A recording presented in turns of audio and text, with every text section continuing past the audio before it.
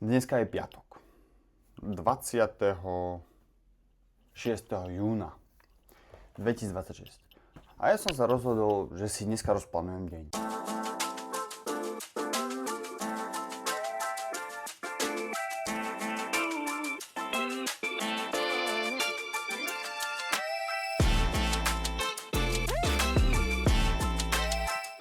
Poprvé, musím vyniesť smetí. Po druhé, musím zaniesť jeden papierik do fitka, ktorý sme spísali s mojou priateľkou a ten sa odovzdá do takého veľkého boxu a to sa odovzdá jednej pani, dáme, ktorá má dneska svadbu.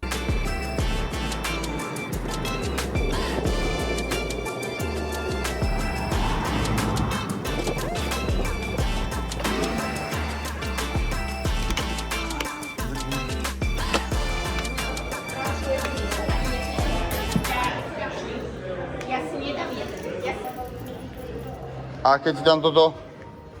Tak čo s tým? To je pre mamu. A pre Andrejku. Ja neviem, že mám tam papier, čo ale tak celé. Po tretie, musím ísť vygravírovať na mojej priateľky náhrdelník, ktorý dostal odo mňa, keď nám sa narodil syn.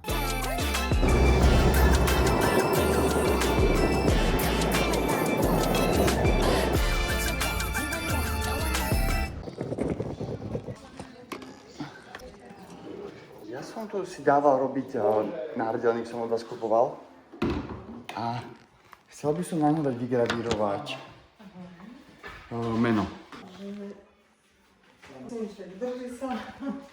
Po štvrté, musím sa dostať z bodu A do bodu B. Jednoduché. Z bodu A do bodu B.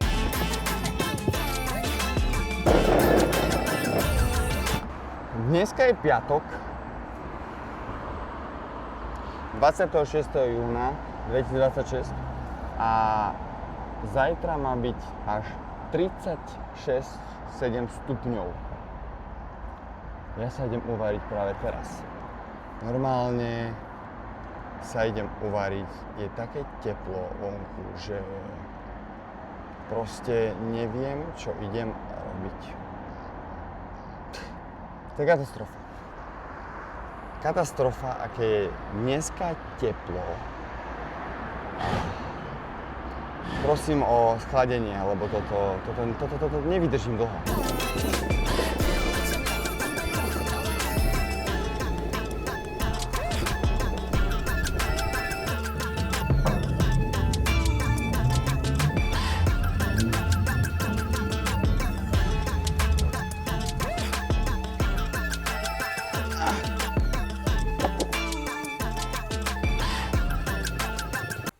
Po piate, potrebujem s vami niečo prebrať. Niečo zaujímavé. Musíš to dopozerať až do konca, aby si sa dozvedel, čo zaujímavé s vami chcem prebrať. Dosť bolo srandy. Musím s vami niečo prebrať.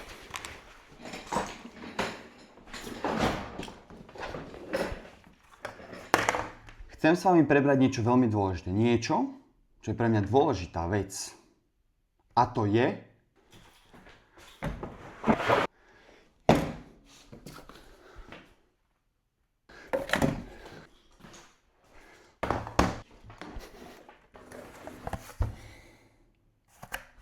motivácia.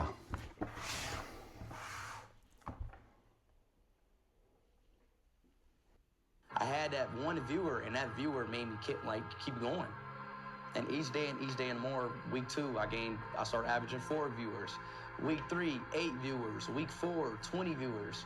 So on and so on and so on. So I streamed every day.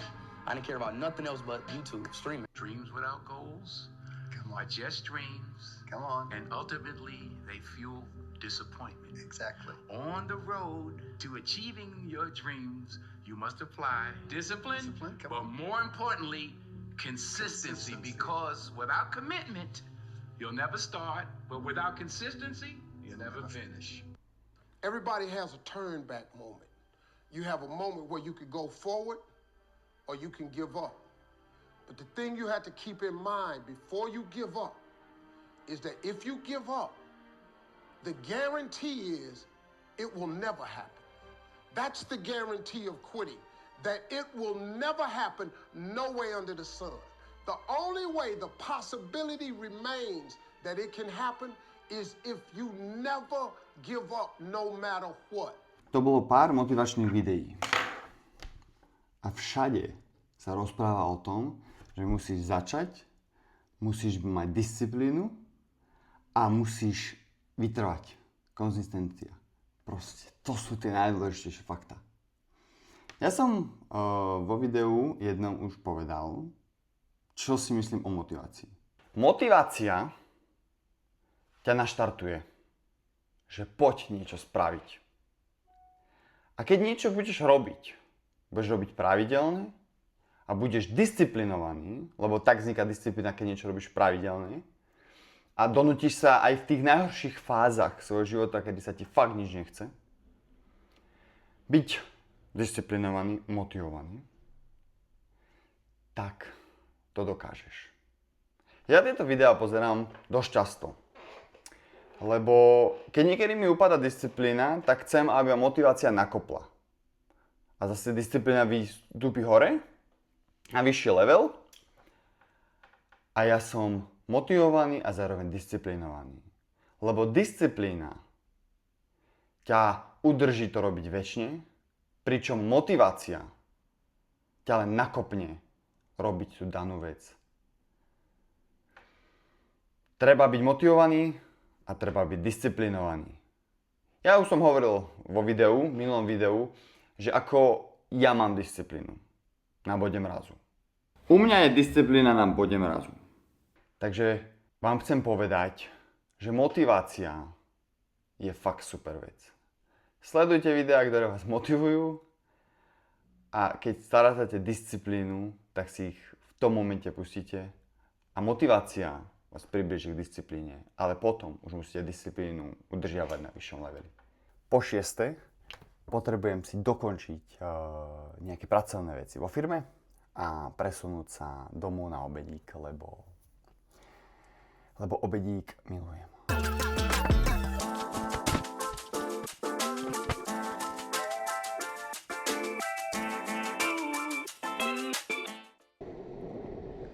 Práve smerujem domov na obed, lebo padla 12. hodina a ja rád obedujem o 12. medzi 12. a 1.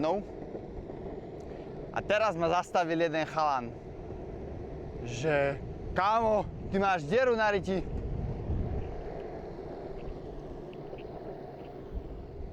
Tak som zistil, že niekde som si spravil dieru na riti, takže môžem sa ísť domov prezliecť. Juj, to je sranda. Teraz všetci sa budú kúkať na moju deravú riť. No pekne. Pekne.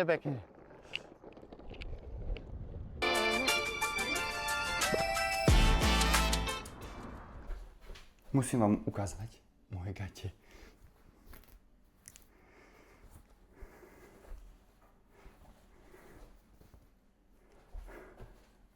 Toto sa mi stalo dneska priebehu dňa.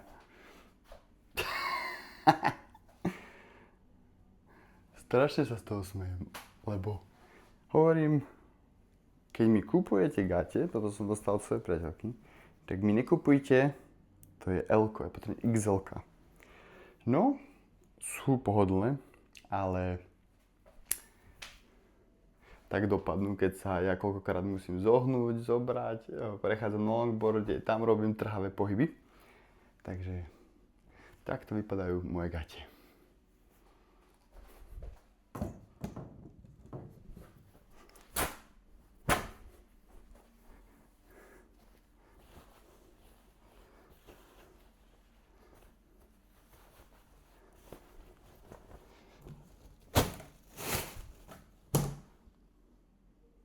Takže ak sa ti toto video páčilo, nezabudni dať like, nezabudni dať odber a nezabudni komentovať toto video, že čo sa ti páči a nepáči na mojich vlogoch.